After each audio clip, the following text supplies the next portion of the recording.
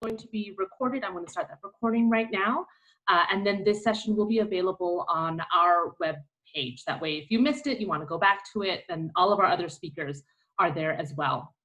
Before I hand it over, I want to tell you a little bit about the Dean Speaker Series. We started in spring. Our goal was to spring into representation, looking at underrepresented groups in the performing arts, but here we are falling into it because of COVID.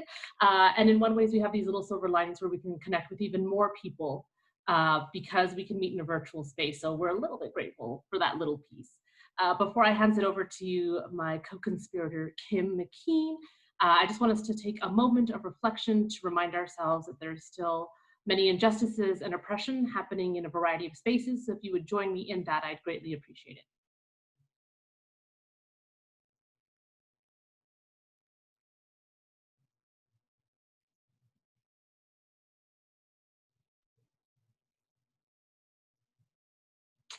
Thank you. So now I will hand it over to Kim, who will introduce our amazing speakers for today.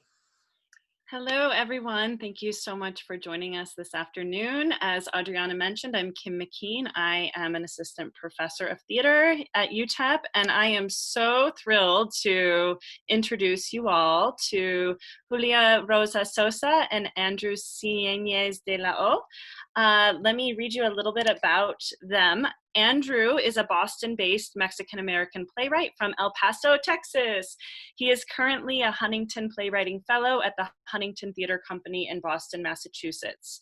His work has been developed with support from Corkscrew Theater Festival, the Playwrights Realm, Fresh Inc., Pipeline Theater Company, Company One, and Echo Theater Company. He writes for the Latinx children's fiction podcast, Time Storm. Julia Rosa Sosa is a proud Juarez and El Paso native. Upon graduating from UTEP, she has focused on projects that resonate with the immigrant Latinx community in the US. She finds joy in directing, playwriting, songwriting, singing, and traveling. I had the pleasure of meeting both Andrew and Julia virtually during our Reunion Revolution radio series, which is on the air now. I'll tell you a little bit about that at the end of our session today. And both of them are going to speak for about 20 minutes, and then we'll have time for a Q&A after as well. So I think Andrew is going to get us started, and then Andrew, you can hand it over to Julia when you're done. Awesome. Thank you so much for the wonderful introduction. I won't get too in-depth with something, so please feel free to ask questions when we get to that point. I'll go ahead and give a broad overview of sort of my journey over these past few years that really brought me here. As Kim said, I'm an El Paso native. I grew up in Segundo Barrio and then moved over to the east side to attend El Dorado High School. When I graduated from El Dorado, I was sort of faced with two options. UTEP was always on the table. It's a wonderful school, and I knew that that was a sort of safe bet for me to stay in town and near family.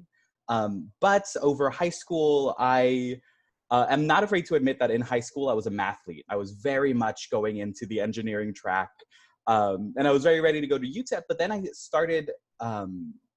I became a part of the theater program, and I immediately fell in love with it and just everything that you could do in theater. So I made a deal with my mom that I would only audition for one place because auditions are expensive. It's a lot of traveling. It's a lot of moving around the country, and we could really only afford one audition. My theater teacher at the time, Jacob Rodriguez, who now teaches at Bowie High School, Jacob's wonderful. He attended Emerson College. So I said, you know what, that's the one I'm gonna try. And I auditioned in Houston and I got in. So there went all my mother's dreams of me going to MIT, but I still ended up in Boston, so it sort of worked out, just wrong side of the river.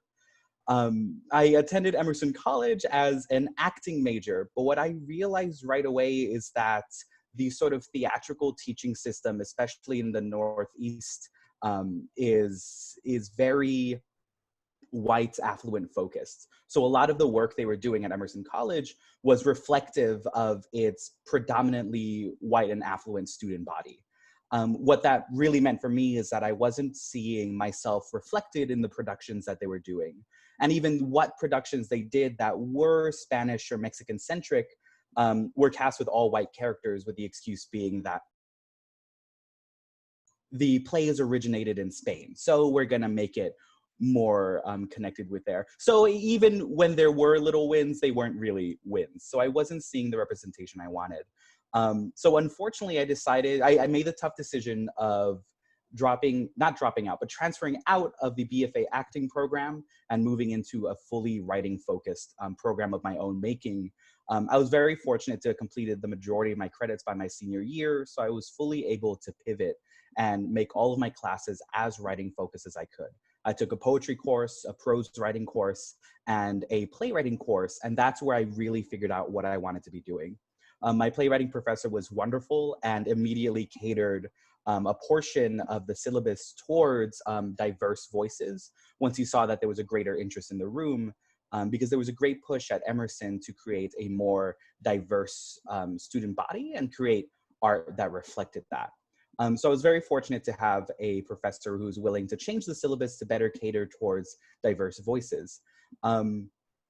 It was in that class that I really realized that this is what I wanted to do. And the first play I ever wrote, Sangre Mia, was written in that class, and it was a reflection of my life in El Paso. It was about the border and politics and immigration.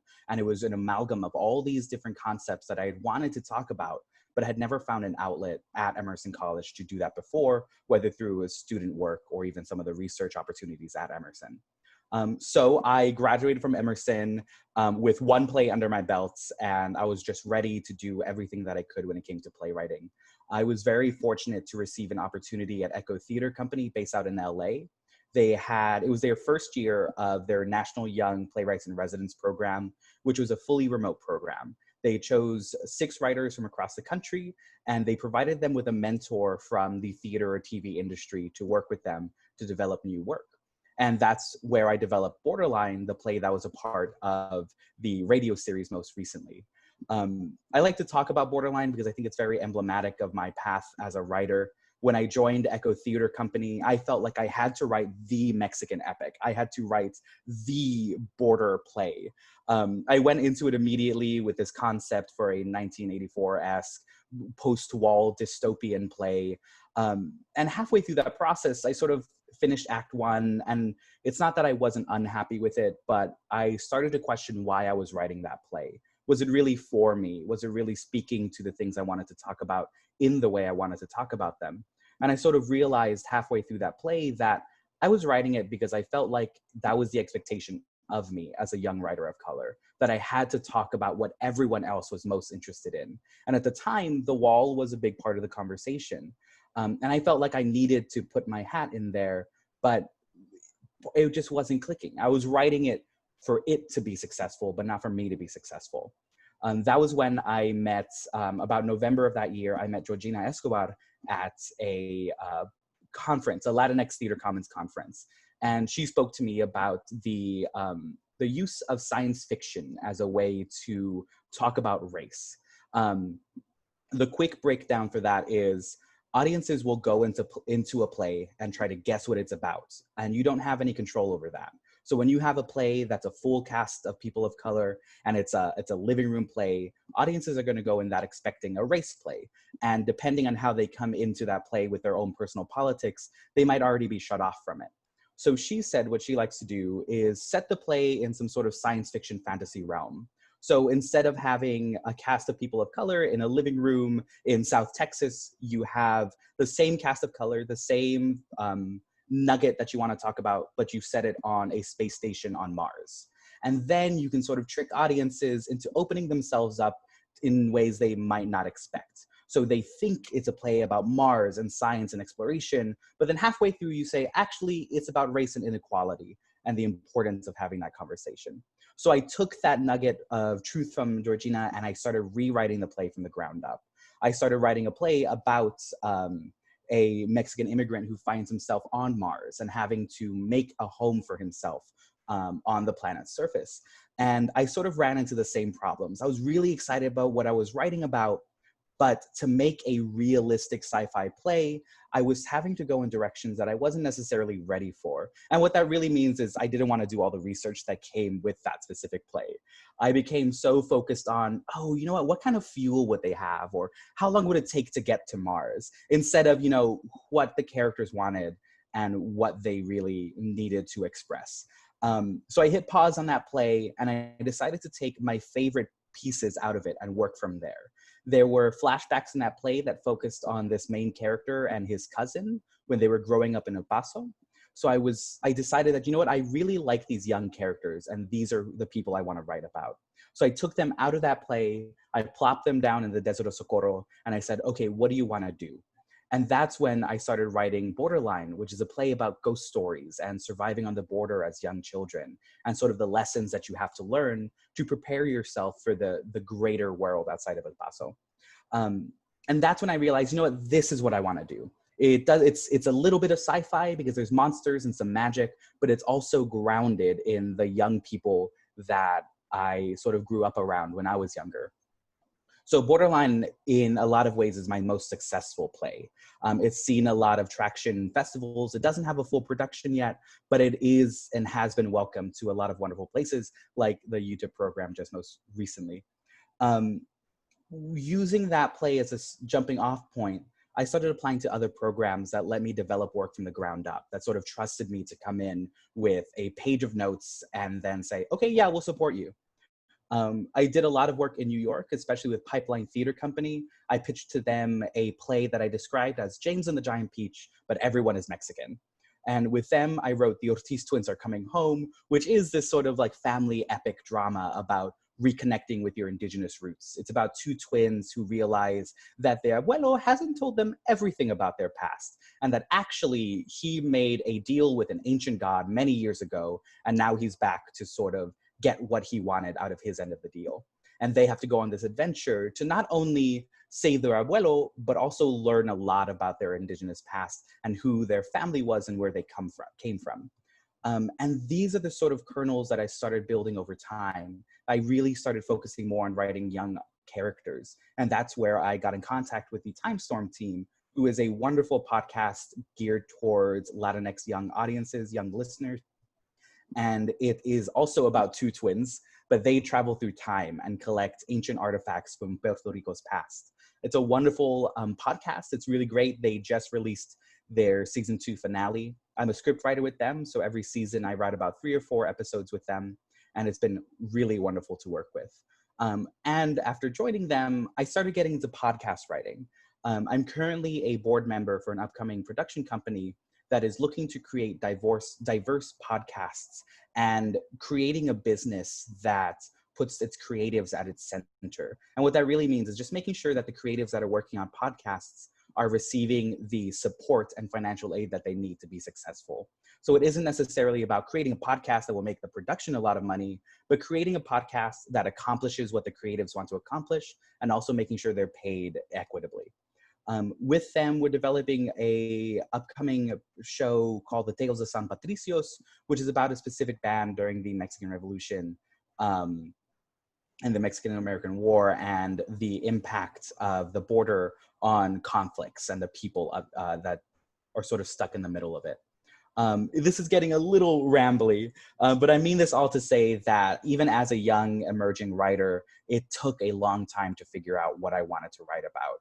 And in a lot of ways, I'm not always sure. I always start a project with characters, and I started to figure out these are the people and the ideas that I really want to express, but I don't always know the world that they're going to occupy, let alone the medium. A lot of projects I have will flip-flop now between, is this a short story? Is this a play? Is this a podcast? And sometimes I don't know until I've written a draft and then decide, actually, it's in this one.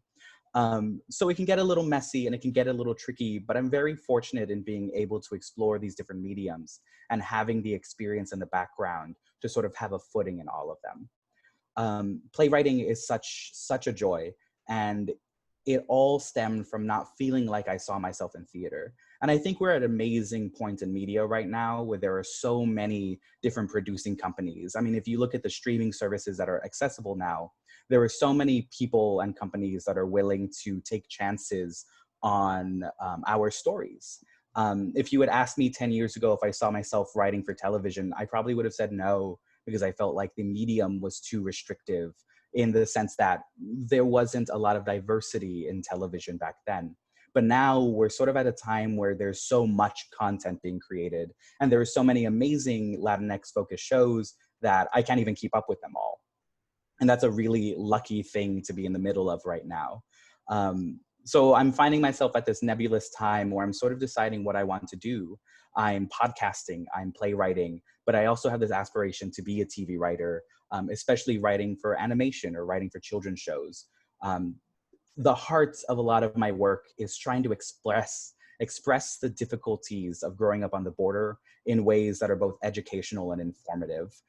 Borderline, the Ortiz twins, these are plays that are meant to get at the heart of what we should explain to children, but maybe not always have the words for. How do you express to younger audiences that their culture goes beyond the border and it can extend into the indigenous cultures of Mexico? How do you explain to children that the way they are perceived is going to have an effect on whether or not they can walk down the streets or cross the border effectively? These are diverse conversations that need and should be had, but it's not always easy to find that way to talk about them. And I think Time Storm is a great example of that, just talking about the long and tumultuous history of Puerto Rico and explaining that through a children's show, and specifically through the lens of two young children experiencing those time periods themselves and having to learn what it's like to have to dress a certain way or not being allowed in a school, or having to, for instance, meet the indigenous leader of Puerto Rico moments before they know that they're about to be invaded and conquered. So having these sort of really difficult and nuanced conversations, but for children, it's an exciting path that I'm taking. And I'm just so excited to be here and sharing it. Thank you so much. We can definitely get a little more in depth in questions, but I want to make sure I pass it off to Julia. Thank you. Okay, so it's my turn. Hi, I'm Julia. I am a UTEP graduate. I was going to be corny and cheesy and wear my minor palooza from 2009, which I didn't get in minor palooza, by the way. My dad found it at Goodwill because I didn't go to my minor palooza. So I'm going to talk about a little bit about my background and how I got to UTEP. I want everybody to know that it was also a journey for me. So I was born in El Paso to two teachers in Mexico. So they decided that they wanted to continue their journey in their careers, and they did. So I was born in the United States. My dad had his green card because every summer he went to pick fruit in California. So he was an agricultural worker at the same time as he was being a teacher in Mexico. So he had his green card. I was born in the United States, but my parents decided we had a house, we had a whole life in Juarez. And this is going to be a recurrent thing in every school in Juarez. You find your two gringos in every class. So that's how I grew up until I was 18. Well, when I was like 15 or something like that, I was like, hey, I want to be an actress because I like it. And I found a school in Juarez, in el Centro Municipal de las Artes in downtown Juarez. To my surprise, it was an associate's degree. So I was like, this seems like something I can do because I can do everything. And so I was going to high school in the mornings and then going to my associates in the afternoons in downtown Juarez. It was very exhausting, especially because at that point, a lot of the educational focus in that school was in discipline and how to be an actor. Which it wasn't very helpful. But it got me to the Muestra Nacional de Teatro in Mexico, which is where I saw professional actors on stage and professional directors and professional everything, because we were crew. And I was like, oh, this is cool. I like this. I don't like what I'm getting taught right now, but I like this. So I knew that it was some disconnection in education and actually practicing, that it was something happening there. And it's when I decided with that last semester that I was like, okay, so what do I do? I had two options. Because UTEP was my Harvard and my Ivy League coming from Juarez, it was or UTEP or going to Mexico City and finding if I could go to UNAM or et cetera, et cetera. Well, my parents are teachers, so going to Mexico City would have been more expensive than actually going to UTEP because there's no financial aid, because I would have had to be in school kind of types conservatory all day without being able to work part-time or anything. So I went to UTEP, I did my own exam, I drove myself to UTEP. No, my cousin drove me the first time, and then I drove myself. I was in a car accident because I was 18. I did not know how to drive in the freeway, but I went to do my exam, and I did everything. And it was kind of a challenge because, as many children of immigrants are going to know, it's hard because your parents, maybe they're professionals, but they don't know the educational system in the United States. So you're like, what? What is all of this? So even going to UTEP was a huge challenge. Going into my theater classes was a challenge because my English wasn't the best. So I had to do all my English classes first. When I got to the theater department, there were people that had been in the theater department 2 years before me because I was in the ESL building learning English. To my surprise, I get to the ESL, to the theater department, and it was, for everybody that is here or maybe listening, it was a very different department than the one that you know today. It was, we had a middle-aged white man as the chair of the department. And this, I mean, I don't want to say who were making the decisions of picking out the place, but it was in the best friendly environment for people with accents. So a lot of opportunities were given to the same actors that could have that very nice American sounding voices, or to the white members of my fellow acting or performance classmates. So for me to be able to get that shift, I realized that if I wasn't on stage, it didn't matter. But what it mattered to me was that I wanted to be a storyteller. I had been in dance, and I had been writing my own songs, and I had been writing poems and stuff like that from my own point of view. So I knew I wanted to do storytelling, even if it wasn't me on stage getting all the applause, of course. But it was that. So I started to get very close to Chuck, who was the director professor, and talking to him about directing and how interested I was about it because it seemed very cool. And for my capstone, he was like, so I was like, hey, I mean, I'm not going to be the actress in any play because I'm not getting cast. So do you mind if I direct a play? And he was like, yeah. He was like, why don't you do it in Spanish? And I was like, because you can't understand it and you're going to grade me on it. And then he was like, it's okay. Like, I'll get it. And I was like, okay, cool. And I was able to put Sazón de Mujer in UTEP. To my surprise, we hadn't had a play in Spanish in a long time. We had bilingual plays and things like that from Adriana and Becky.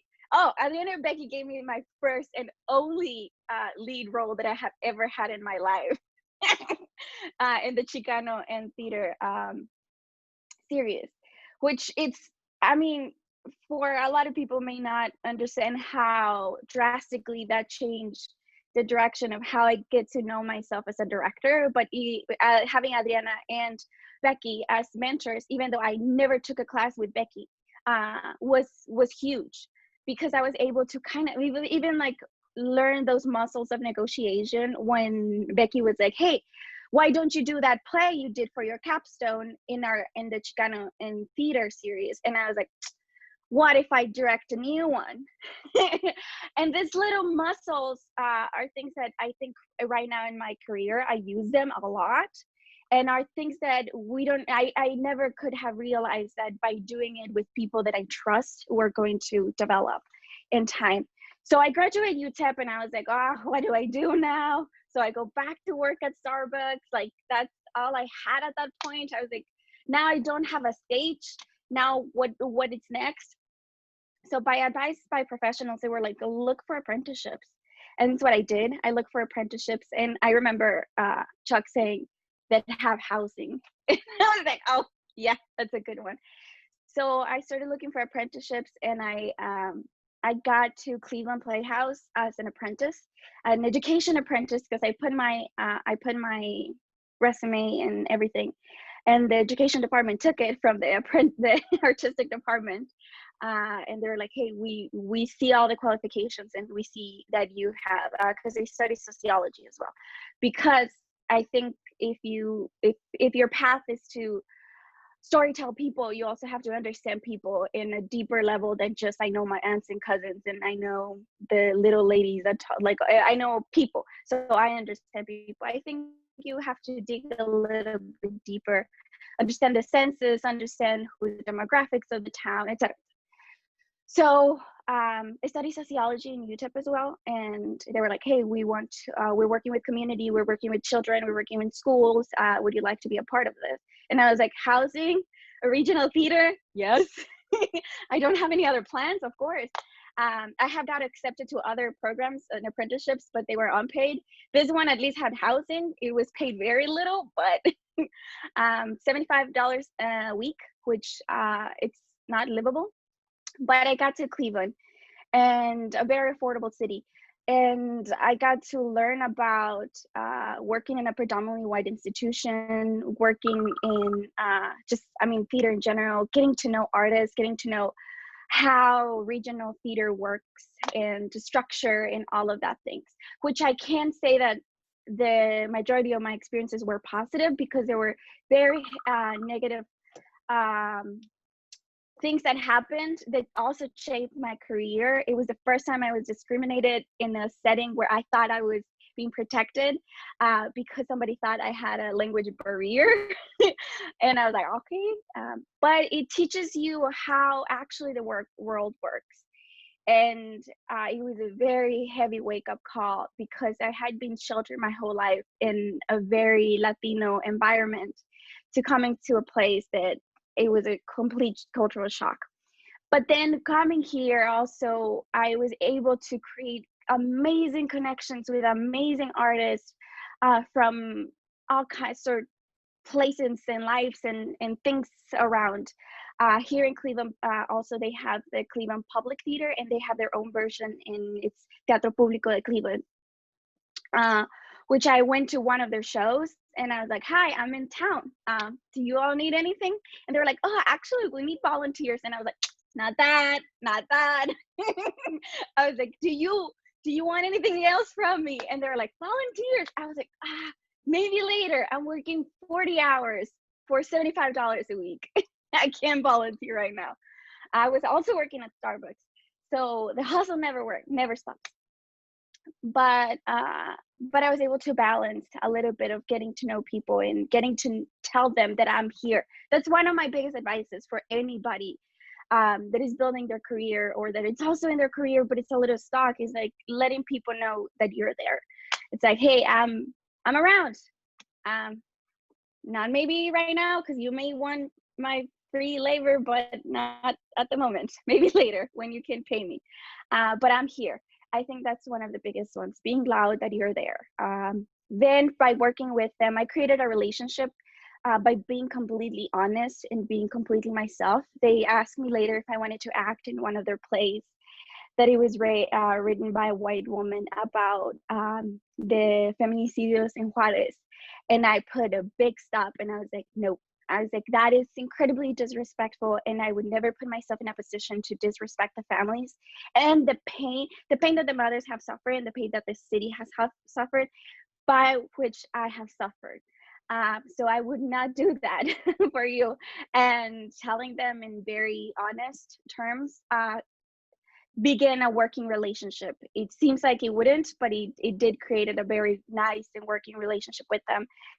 Being completely honest about things that are painful for you as a community, because we usually refer to ourselves as the artists, as if we were detached of the communities that we're talking about, if we weren't feeling the pain as well, if we are just like the conduct of the message, but we are the message as well. And it was very important for me to put that stop right there and saying very honestly, this is painful. The play never happened, because later on they brought it up to the crew, to the people that are actually the Teatro Público, and they also weren't that interested in it. Fast forward a couple of years, I went to continue my professional life in customer service, as any artist has ever had to create.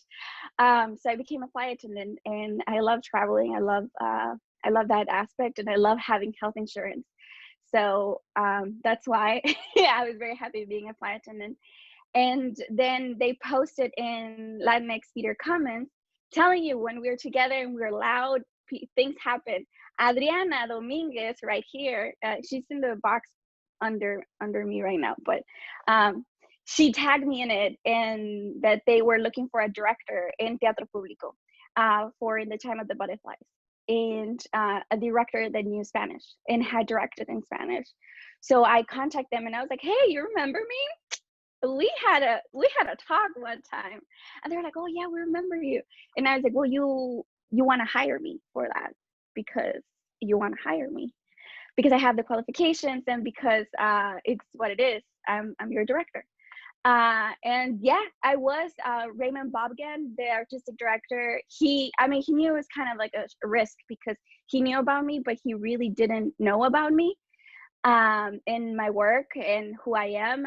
He just had the presentation of who I was, and he took the chance and he gave me my first professional theater work. And I remember signing that paper and I was like, ah! And it was great. And I reconnected with a hottie that I had met when I was an apprentice here, which is my boyfriend now. Even that happened. I mean, I don't know, things happened, but then after that, you have that rush of like, I'm hireable, and then you find out that you're in a job that it has so many people that are hireable, and then they have so many good qualifications. So you find yourself thinking, what do I bring to the table that all these qualified people don't bring to the table? And you do bring stuff to the table. It's just it's not about you. Many times it's not about you. It's about the right circumstances not happening. But that's why I always say, is like, make yourself loud that you're around, because sometimes people will find jobs for you if you say that you're around.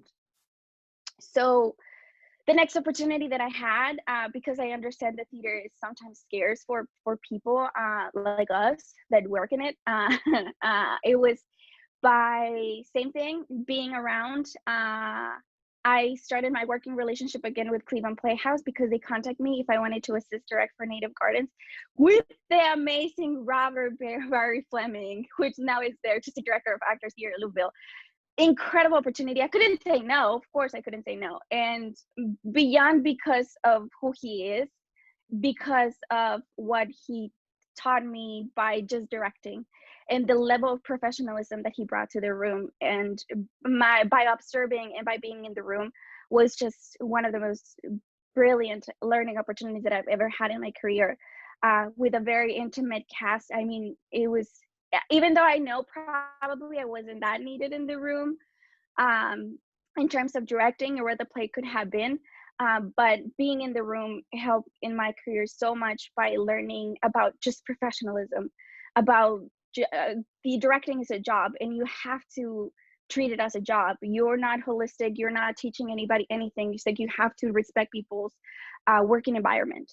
And then same thing, by being in the room, one of the actors couldn't act, and then I ended up being a gardener in Native Gardens. So little things like that happened. Later on, they brought me back if I wanted to assist direct for Antigone, and then COVID happened. But I think a lot of the opportunities is being loud, being there, knowing who you are and what you want.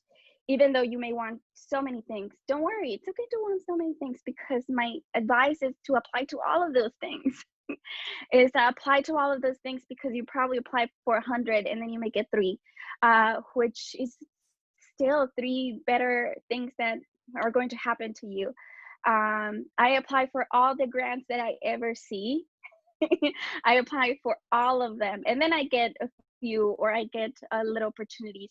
But even, for example, with the opportunity to be in Unión Revolución, perdón, was such a great opportunity, because same thing.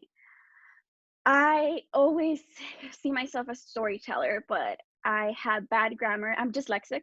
So I will skip like 3 words and I think people thought I said them or et cetera, et cetera. So my stories, my my skills sometimes in telling stories are not the greatest. I have bad grammar in both languages. But I know the worlds that I like to create, from directing, from my music. I know the worlds that I like to inhabit in, and I like the worlds that I like creating on stage. So that's kind of how I started to write. And then I wrote Gisela, a little bit of homage to a lot of friends that I lost in Juarez, that I don't know where they could have been if they had met. So for example, I wrote Gisela, which didn't happen because of COVID, and then I had to redirect to write El Toro y la Niña. And by directing El Toro y la, by directing, I'm sorry, by writing, it's a habit. Uh, by writing El Toro y la Niña was such an incredible experience because I had to think about those lessons that I learned in school about storytelling, about, like, for example, Shakespeare, and how, like, I mean, it's not about Shakespeare. So many other people have done it, but like that thing of like, look at that beautiful sun shining through the window, and oh, you just set it up. So little tactics like that in a lot of theater that don't have a lot of resources happen a lot. And if I'm running out of time, please tell me. Okay, I'm good.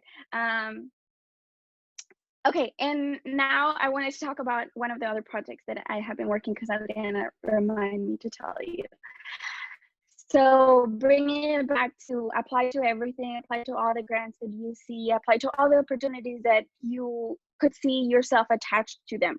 Don't apply to the ones that you're like, ew, sketchy. Don't apply to those ones. Apply to the ones that you're like, I want that.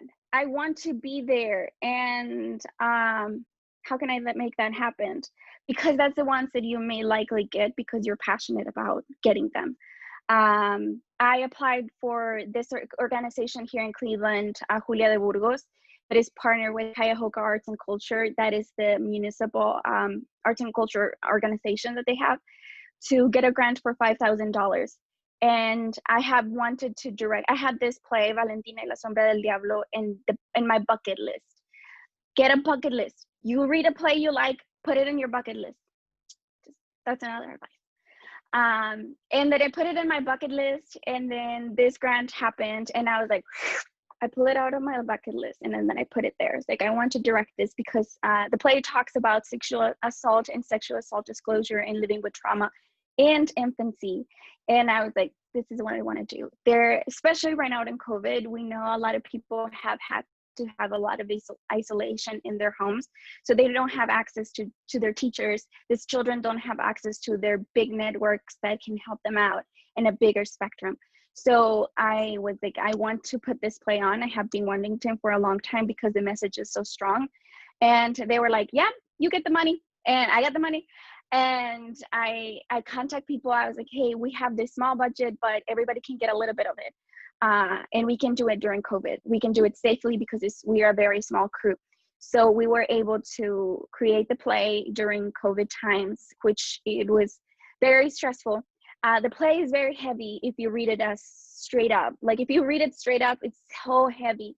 So what we did is that we did very, very scary. We did 2 rehearsals a week. We contacted Cleveland Rape Crisis Center, and we asked for a therapist if they could help us out with assessments and stuff like that. And they were like, well, better yet, we can come to rehearsals. So that was amazing. We contacted them. We wanted to do everything professional, and we wanted to have brief sessions with the actors so they wouldn't have to carry those deep things around with them to the rest of the day. So we were able to do that. And then when COVID really happened, we were like, okay, we want to make this happen, but the play wouldn't be as interested if it was in Zoom.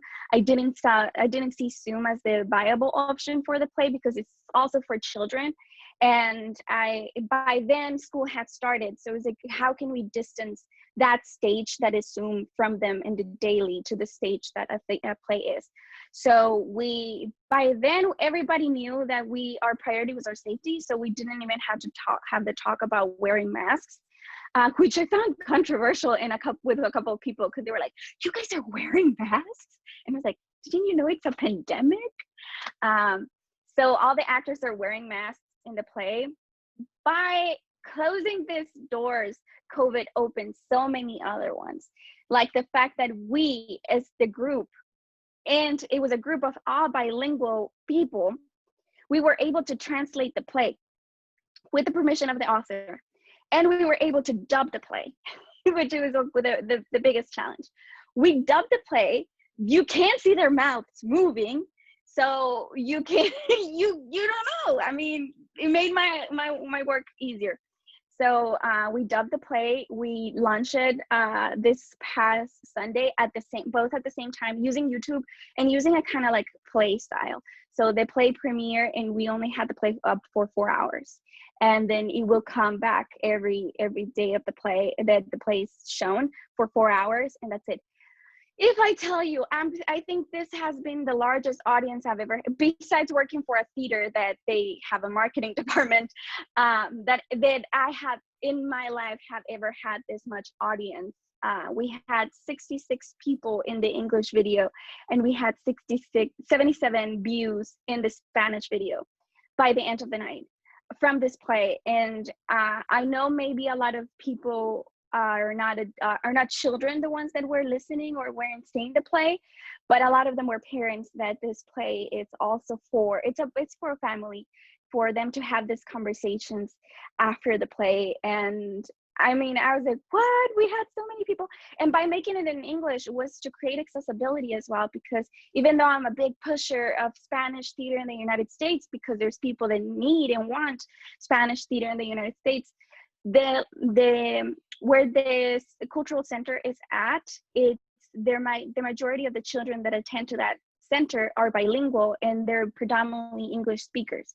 So for me to not have the opportunity to dub it and not dub it for the kids would have been a disservice to the demographics of the region. So that's why I was happy that I studied sociology, because I knew how to search that up in the census.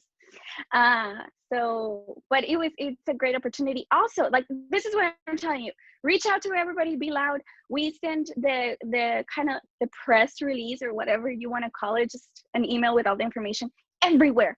I sent it everywhere, but we did came up in the news. We came up in the news. The consulate in Detroit, El Consulado Mexicano in Detroit, they shared the play because they want to spread the message as well into this. So we reach out to other organizations in town to see if we could borrow their props, because they're not using them, and they were like, yeah, come and get them. Little things like that. So this is my biggest advice: be loud about your existence, because maybe somebody's going to need you, and they're going to be like, hey, come on board and help out on this. Look for allies and conspirators. I have it right here. And stick with your mentors. If you find a mentor that, for example, to me, it's like Adriana and Becky, I'm never letting them go, and probably I'm never going to stop using their recommendation letters until they tell me to stop, because they are the people that are ahead of you in this in the career game. And then they still have a lot of viable, maybe we are not in the same generation from when we graduate, and the theater, it's not in the same place, but they still have a lot of knowledge that they can help you out with a lot of advices, especially being like a woman, a Mexican woman, trying to find out all of that stuff in theater. Stick with your mentors. I don't know, I think that's it, right?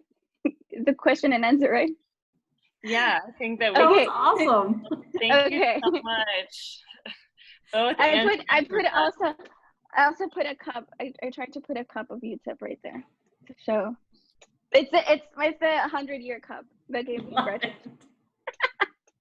You know, real quick before we get into question and answer, Andrew and Julia, if you can do us a favor, and if you can put in the chat some of these projects that we can follow, whether it's podcast work or Dina, just so we can follow since you've talked about it, that would be super helpful.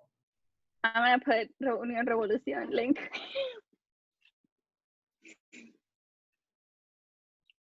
Great. So while they are doing that, I think we can open it up to Q&A from the group. So if you have a question or a comment for either of our guests, you can unmute yourself and share that. Or if you're more comfortable staying off video, that's fine too. And you can put your question in the chat.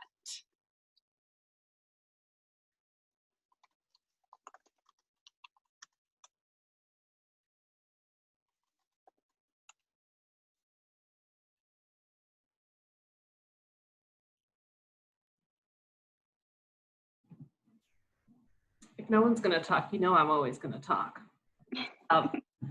So just some thoughts that you can talk about, as both of our guests are from El Paso, and you talked about it, it can be a very comfortable bubble for Latinx, right? And then leaving that space can be quite jarring. You know, I went through that process too. Can you talk a little bit about that?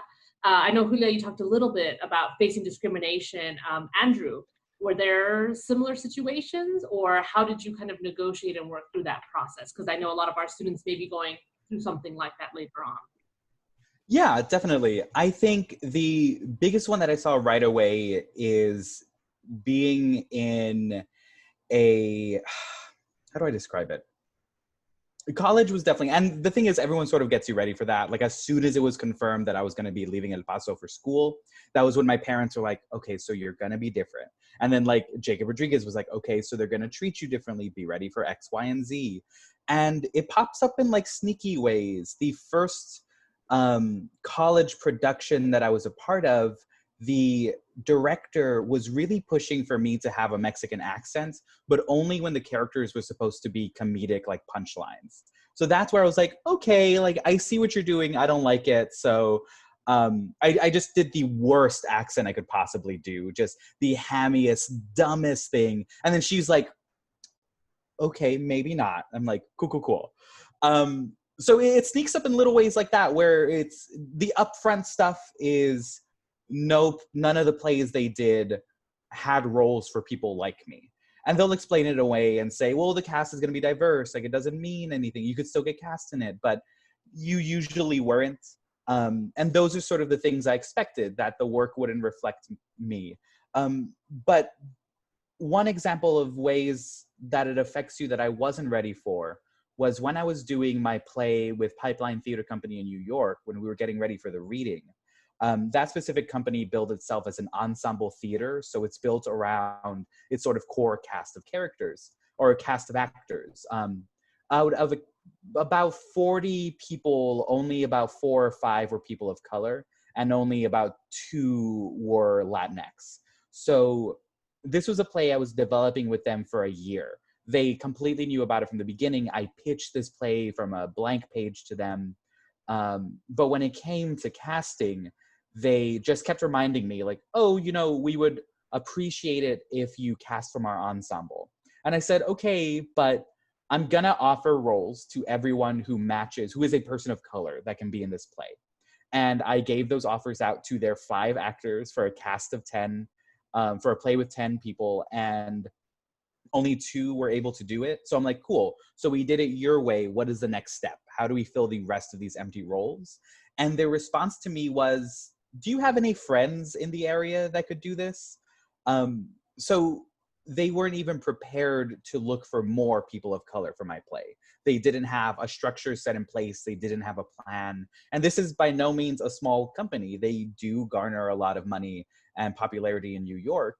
But they just didn't have the infrastructure for it. And that's sort of where you get these little moments where you're expected to do more than your white counterparts, because no one's going to ask them to cast their own play, but they're going to ask you because you should have this network, because you're a part of that community and you're expected to do all that work.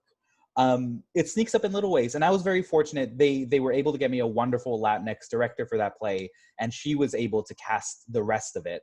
But also, she shouldn't have been in that position. Their own casting network should have been prepared for this, especially knowing how long the play had been in development. So it sneaks up in ways, and it's jarring when it happens, but you learn very quickly to just sort of nod and play along, and then say, okay, but here's my problem with that.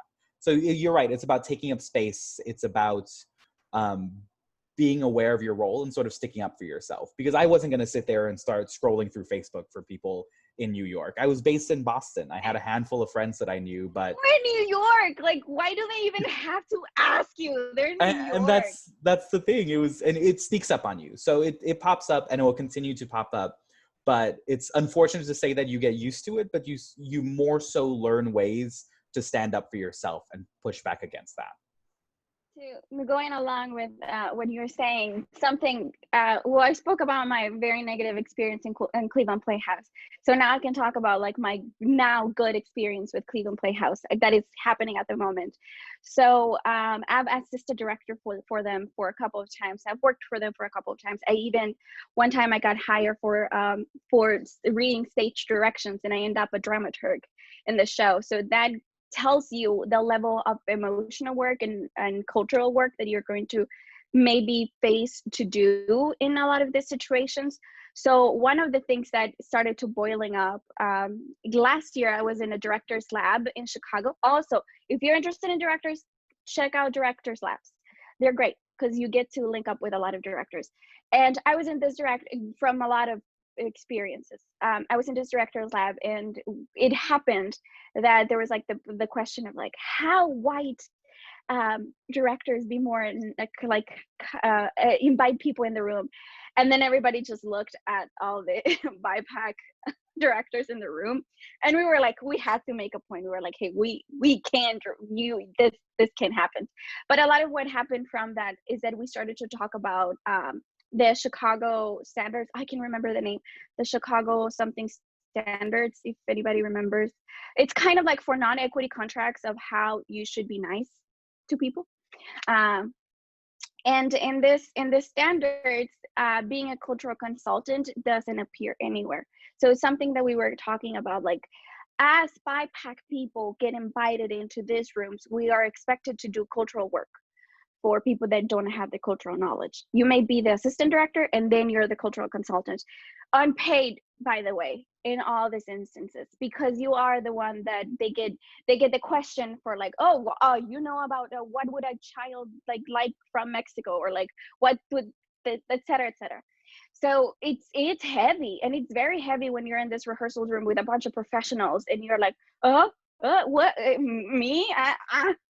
And a lot of those places happen. So bringing back my now good experience with Cleveland Playhouse about these things, it's that because they have been in very close communication, they were like, hey, we know we had made a lot of mistakes. If you guys would like, we can pay you for you to help us out along the way in some advising. And we're like, we have some advising to do because a lot of these institutions, even though we have had some sort of experience with them and we will continue to have them, they're still employers and we still need jobs. So we were telling them that. And one of the biggest things that we were telling them, it's like cultural consultants need to be paid. If I'm being hired as a cultural consultant, I need to get paid as well. If I'm the only brown person in the artistic team, I need to get that extra money because I am going to do that extra work. So we were able to bring those things to the table because, man, if I told you.